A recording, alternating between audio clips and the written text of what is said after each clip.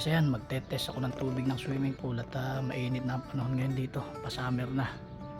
So pagka kasi ganyang summer at madalas gamitin ng swimming pool, mabilis mag-drain ng tubig. So kaya kailangan 3 times a week nagte-test ng tubig. Alright. So ayan mga guys, so, papakita ko sa inyo, nag-drain na yung tubig. So ayan.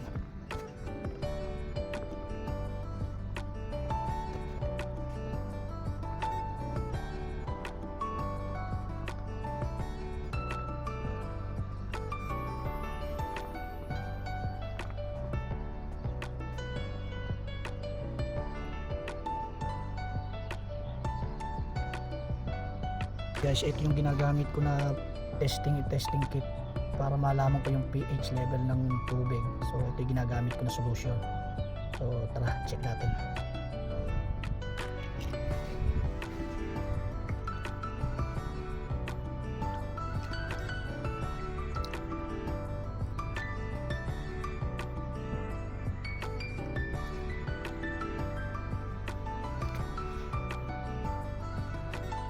So ayun guys, ayan, papatakan ko lang ng solution yan. So at least 5 drops.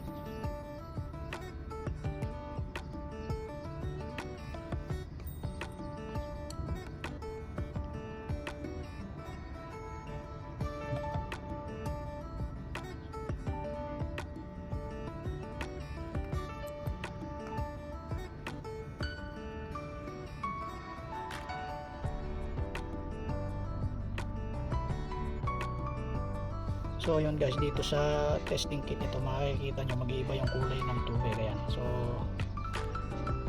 ito yung pinaka pH level nya. So kung nakikita nyo matingkad yung kulay. So ang pH level nya halos nasa 8.2. So hindi ayos yun, masyadong mataas. Ito namang chlorine nya wala siyang kulay, so 0. So kailangan ng chlorine ito. Ayan. Kasi kapag nasa 8.2 ang pH level niya na yan, gaya nito, ito dito, ayan yung kulay masyadong mataas, hindi maganda sa balat. Either mangangati yung maliligo dyan or masakit sa mata pagka lumusong sa swimming pool. Ang dapat na pH level lang nito ay 7.2 hanggang 7.6. Yun lang ang tamang pH level ng tubig. So masyadong mataas. So yun guys, lalagyan ko muna ng chlorine ito para yung mawala yung pag-green nya. Ang paglalagay ng chlorine ito, hindi lang basta maglalagay, dapat may tamang sukat din, depende sa laki ng swimming pool at sa dami ng tubig.